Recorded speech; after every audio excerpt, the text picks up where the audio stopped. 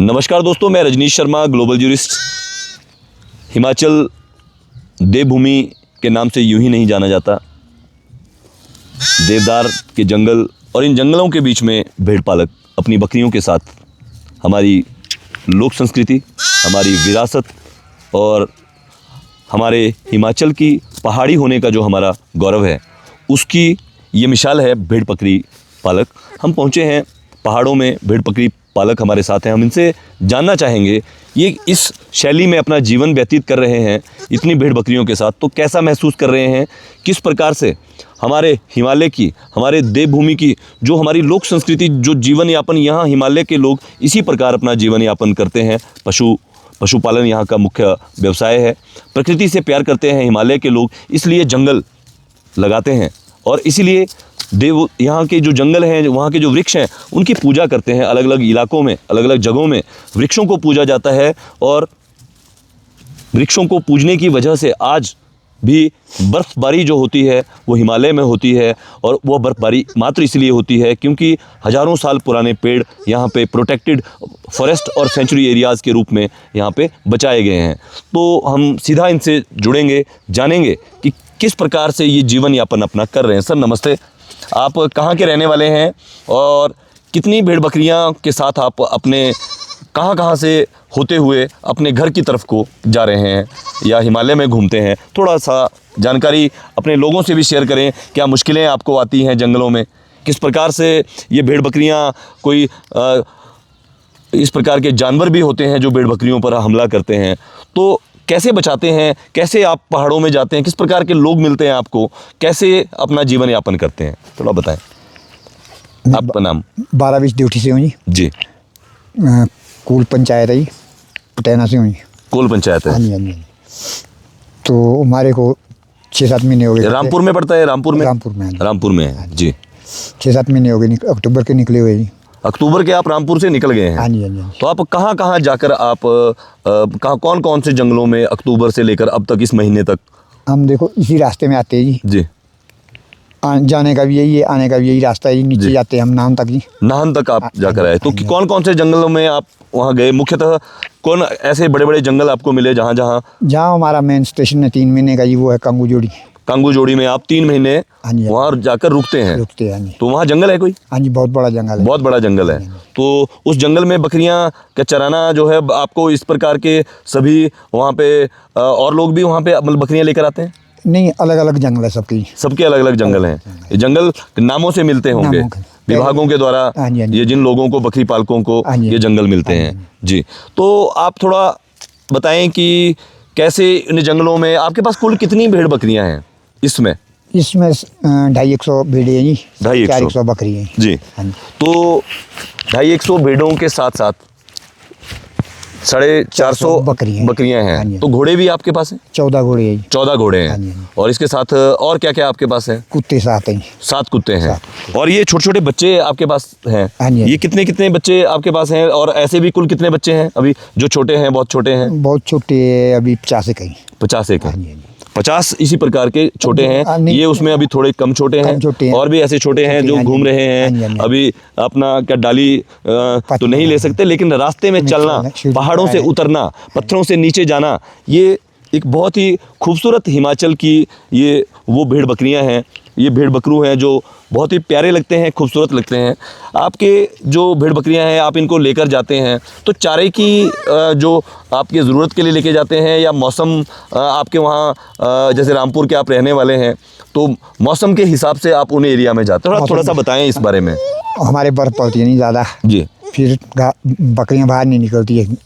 बर्फ पड़ती है तो बकरियों के लिए बाहर जाना मुश्किल हो जाता है, तब नीचे को जाते हैं। तो इसलिए आप ये बहुत पहले से जाते हैं? बहुत पहले से। आपके बुजुर्गी लोग भी यही काम करते थे? यही काम करते थे। कौन थे आपके बुजुर्ग, कौन इस काम को करते थे? उनका नाम? श्री धर्म सिंह जी। धर्म सिंह जी। और उनसे पहले भी? उनसे पहले तो दादाजी वगैरह। आपके दादाजी भी? तो वो उसी समय से आप भेड़ जो हैं, भेड़ इत्यादि पालते हैं। और ऐसे ही आप हिमाचल के निचली क्षेत्रों को जाते हैं। और फिर मौसम जब आपका बदलता है, अब आप जो है किस तरफ जाएंगे? अब हम किन्नौर की तरफ जाएंगे। अब आप किन्नौर चले जाएंगे। तो किन्नौर में अब मौसम जो है वो खुल जाएगा? खुल जाएगा नहीं, बर्फ पिघल जाती है वहाँ जी।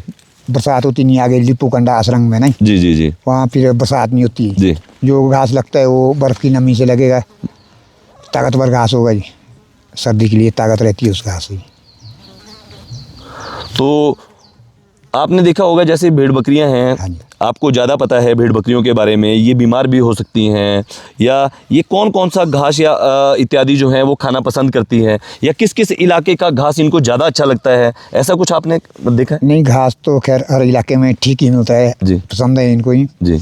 ऐसा कई घास बीच में ऐसा होता है जो लगता है उससे मर भी जाती कई बारी। अच्छा। हाँ जी। ऐसा भी कोई जहरीला घास होता है? जहरीला घास, हाँ जी। जहरीला घास होता है। ऐसा भी होता है। तो इनके लिए कोई दवाइयाँ वगैरह या ऐसे कोई सरकार की तरफ से कोई ऐसे कोई विभागों के लोग भी आपको जो लाइसेंस देते हैं वो कभी मिलते हैं कोई कहीं विभाग के लोग की आपकी बकरियों के लिए कोई चेकअप जो है उनके द्वारा, जो वेटरनरी विभाग है, ऐसा कोई चेकअप चुकअप कोई ऐसे कोई कैंप आयोजित कोई आज तक किसी ने किए? कैंप वहाँ नाहन में होते हैं। नाहन में होते हैं, वहाँ होते हैं, क्योंकि वहाँ और इलाकों से भी लोग आते हैं, बहुत से इलाकों से लोग आते हैं। नाहन में कैंप होते हैं, अन्य इलाकों में कैंप नहीं होते हैं। तो अभी जैसे आप किन्नौर को जाएंगे, तो किन्नौर में आप कितने महीने रुकेंगे? 2-2.5 महीने। 2-2.5 महीने। तो आप रामपुर से होते हुए निकलेंगे दोबारा अपने घर से? हाँ जी, हाँ जी। तो अपने घर में कितने दिन के लिए आप रुकेंगे, क्योंकि आपके घर में परिवार भी होगा, बच्चे? 4-5 महीने, 4-5 दिन रुकेंगे। 4-5 दिन रुकेंगे। फिर जैसे ऊपर स्टेशन पर पहुंच जाएंगे ना जी, जंगल में, फिर बारी बारी से आते जाते रहते, वहाँ तो 1-2 आदमी देख लेते हैं। तो थोड़े नज़दीक से फिर से आप अपने घर वापस आ सकते हाँ जी, हैं। हाँ जी। तो आप कुल कितने लोग हैं? मतलब बकरी पालक को क्या बोलते हैं? जो बकरी आप लोग इनके साथ हैं, तो आपकी भाषा में जो इतने इस काम को करते हैं उनको क्या बोलते हैं? फाल लोग। फवाल बोलते हाँ जी, हाँ हैं। जी। फवाल और भी इसको कुछ और शब्द से भी जाना जाता है? नहीं, और तो नहीं। फवाल कहा जाता है। फवाल। तो आप कुल कितने फवाल हैं इन 450 भेड़ बकरियों के पास, घोड़ों के पास? तो आजकल 4 है, वैसे 5 ही। 4 हैं। हाँ। तो 4 लोगों को संभालना ये आसान है? तो सवाल नहीं पड़ती, क्या करना। तो भागती नहीं है इधर उधर? भागती तो है ये, क्यों नहीं भागती भी है, तो रोकनी भी पड़ती रोकनी पड़ती है। है। तो ये भेड़ बकरियों के बारे में थोड़ा सा बताएं, कितनी समझदार है, इसको कैसे रोकते हैं आप? ये खुद मान जाती है? मान जाती इतनी है। 450 बकरियां लेकर 4 लोग उसको संभाल रहे हैं, बस सीटियाँ मारते आगे सी रगवाना है, फिर तो अपने आप मुड़ जाती फिर ये है एक मूर्ति है तो सारी इसके पीछे आ जाती है। टोली। तो भेड़ चाल भी आपने सुना होगा।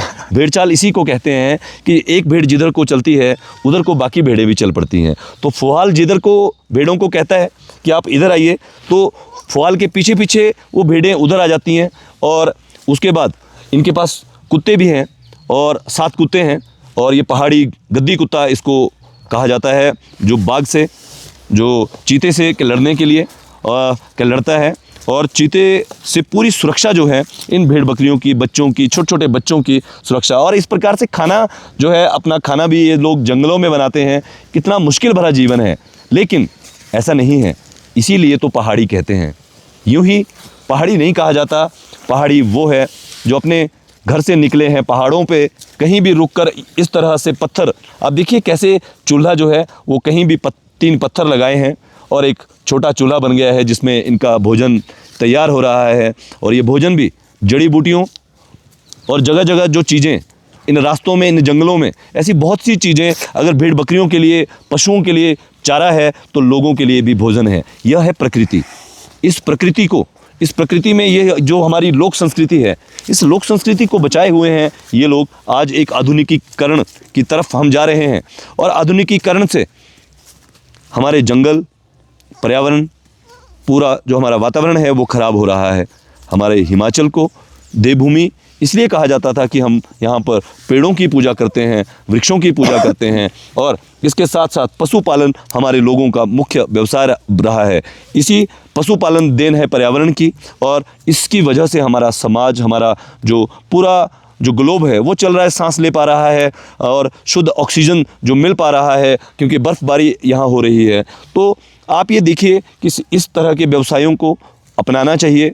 और हमारे हिमालय की जो हमारी लोक संस्कृति है, जो हमारी संस्कृति, इस संस्कृति को बचाए हुए हैं ये रामपुर के फुहाल मानसिंह ठाकुर, इनके परिवार के लोग, और ऐसे ही कई लोग जो कबायली क्षेत्रों के, जनजातीय जिला में जनजातीय जो क्षेत्रों के लोग हैं, वो आज भी इसी संस्कृति में हमारे हिमाचल का गौरव, हमारी भेड़ बकरियां, हमारे पशु, हमारे बागवानी, इन चीज़ों को बचाए हुए हैं। इनको बचाया जाना चाहिए ताकि हम अपने आने वाली पीढ़ियों को यह गौरव दे सकें कि इस मिट्टी में, जो मिट्टी हमारी है, इस मिट्टी में किस प्रकार के देवदार, सैकड़ों वर्ष पुराने देवदार यहाँ हैं, इसीलिए बर्फ़बारी यहाँ है, इसीलिए पर्यावरण बचा हुआ है, और तब तक बचा रहेगा जब तक इन चीज़ों को संजोया जाना चाहिए, संरक्षण किया जाना चाहिए। मैं ग्लोबल ज्यूरिस्ट, हम फिर मिलेंगे, फिर किसी फुहाल से, फिर किसी ऐसे पहाड़ी से जो मुश्किल रास्तों को पार करता हुआ अपने जीवन परिवार से, अपने घर से दूर अपने भेड़ बकरियों के साथ अपना जीवन यापन परिवार का भी कर रहा है और उनका जीवन यापन भले से कुदरत के द्वारा हो रहा है। तो फिर से हम अगले वीडियो में मिलेंगे। नमस्कार मान सिंह ठाकुर जी, आपको ढेरों शुभकामनाएं, अनंत शुभकामनाएं सभी पहाड़ियों की ओर से कि आप जंगलों में इसी प्रकार से सभी जंगलों में जाएं। आपके जो कुत्ते हैं और आपके जो जानवर हैं, जो भेड़ बकरियां हैं, ये और बहुत ज़्यादा आपके पास हों, आप खूब तरक्की करें। मैं ग्लोबल ज्यूरिस्ट रजनीश शर्मा